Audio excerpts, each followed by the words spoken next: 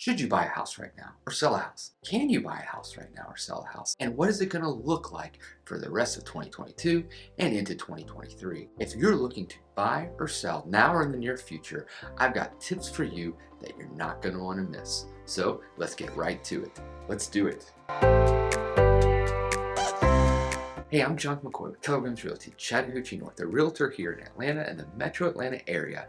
And I want to provide for you some tips to buying and selling right now at the end of 2022 and into 2023. I'm sure there are a ton of people out there saying you are crazy to be buying anything right now. And maybe you're right. These interest rates and the high housing prices make it pretty hard to buy right now. And maybe prices are going to drop. So buying right now may not be the best idea. So let's go through a few scenarios. I'm going to talk about buyers, I'm going to talk about sellers, I'm going to talk about people that have to buy and sell right now, and tips for you, and those that maybe are just thinking about buying and selling but don't have to. So I'm going to cover a gambit of things. We're going to start with those that have to sell a home right now. Okay, so you have to sell a home. One thing you need to know, and I'll reiterate, it's still a good time to sell. It's still a seller's market. Reason for this is that the inventory is still super low. Matter of fact, what's happening right now is 25% of homes are still selling at or above list price with multiple offers. Now, that's not the amount that it was 6 months ago. However, that's still a pretty good amount of people that are still getting multiple offers on their home. Do you want to be one of those 25%? Let's talk about that. So first and foremost, sellers out there, you can't just price your home at a crazy price right now. People are not going to look at a home that just sold last month, look at your home that may be equivalent or not as in great a condition as the one that sold, and pay 20, 30, 40,000 more for it. It's not happening anymore. Matter of fact, it's going to be a stretch to get the same price that that one just sold for a month or two ago. Pricing is very important. Don't try to stretch this market right now.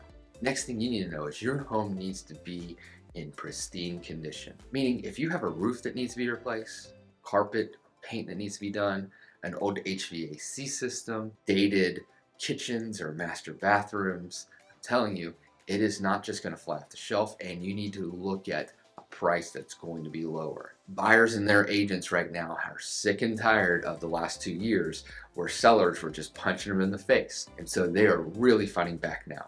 What I'm seeing on a daily basis is the homes that are selling at the list prices that are appropriate list prices, they are homes that are just move-in ready. Everything is done. You don't have to go in there and do carpet and paint or a roof that needs to be replaced in a few years. If you're out there looking to sell, you need to think in the buyer's mind. Already prices are high, interest rates are high. Most people can't afford to put all that money down into a home and then think about replacing a roof that's going to maybe cost them $20,000. Or an HVAC system that can cost $7,000 or $8,000, or needing painting or flooring. And then the list goes on and on. Buyers just aren't doing that anymore. So as a seller, you need to be very aware of this, that those homes that need work, that are trying to price or push the market right now, are just sitting and not going anywhere. We have lots of price reductions going on right now, and that's the reason for a vast majority of them. Is they're priced way too high based on the condition that they are in. Okay, next thing you need to be ready for are contingencies and due diligence periods. They're definitely back. So financing and appraisal contingencies are here. Appraisals aren't going as crazy as they were before as well. So just know as a seller that these are back. You're going to have to be patient, and you're going to have to know that a buyer coming in is going to have financing and appraisal contingencies, as well as a due diligence period, which allows them to inspect the property. Next thing on inspections, know that inspection is going to happen, and during this time, know that if things need to be fixed, more than likely the buyer is going to be asking for them, and you don't have as much negotiating power as you did 6 months ago. Okay, sellers, another thing that is happening are paying the buyer's closing costs, either some or maybe even all of them. It is a thing that is helping buyers right now battle these crazy interest rates and the prices going up.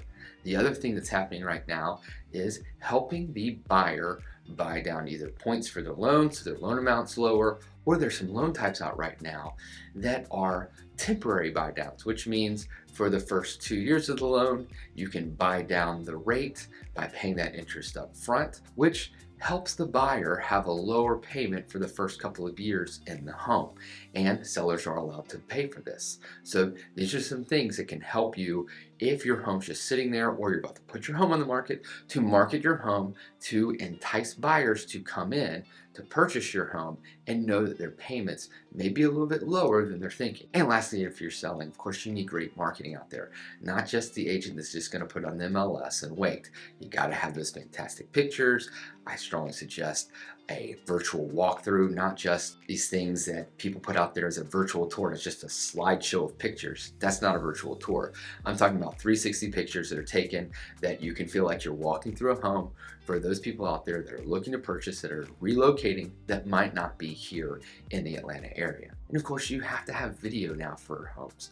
Just like this one here, you need it on YouTube, you need it on Instagram, TikTok, wherever you're gonna watch it, because videos are a big thing right now and it's great for marketing your home. All right, now jumping over to the buying side. You're buying a home right now, whether you want to or you just have to. Here's some tips. So first thing is, just know it's not a buyer's market right now. It is still very much a seller's market. So be aware of that if this home comes up that's really nice, there still could be competition out there for it. So you just can't sit there and wait. But with that said, you can be patient and wait on homes that maybe are priced too high, that need some work on it, because those homes are sitting. The other thing to be aware of, especially right now, is let's say you get a home that is priced too high, that's been sitting, but it's still sitting at that higher price. And you want to pay, let's just give an example. So the home is $400,000. You think it's more of a $350,000 home. Lots of times you would not offer $350,000 on a $400,000 home. It's just so much lower than the list price. However, right now I strongly suggest go ahead and talk with a listing agent and see if this was something that the seller would consider. It's most definitely happening right now where a list price is pretty high and an offer comes in that's substantially lower that is being accepted. So you can either patiently wait for that price to drop or go ahead and make a lower offer. Now, if the home's listed at $400,000, you're like, hey, I want to pay $300,000 for it, it's likely not going to happen. So you can't be crazy out there, but sending in a lower offer is okay right now. Again, market's definitely changing. Onto your loan if you're getting a loan for a home. There are different types of loans out there, so talk to your lender about the different possibilities that you could get into. For instance, an adjustable rate mortgage for 5 years or maybe 7 years. Talk to your lender, see if that's a good move for you. Another thing you may want to consider is a 2-1 temporary buy down. Now what that is a loan that, for example, let's say you're getting one at 7%. Well, for the first year, that can actually be at 5%, right? And for the second year, it could be at 6%.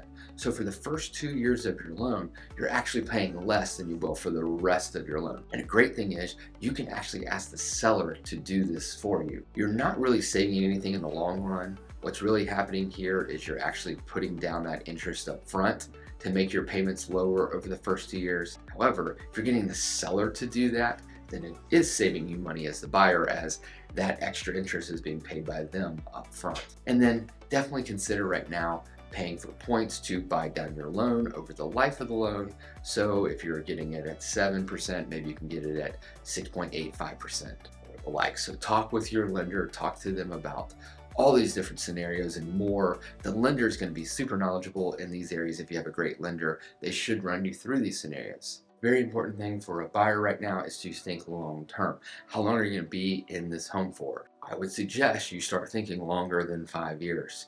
Think 7, 8, 10 years for a few reasons. One reason is the prices right now, they seem to be dropping, maybe not as low as people are predicting, right? But they seem to be dropping. How long is that going to go on for? Depends on inflation, the job market, and where these rates go to.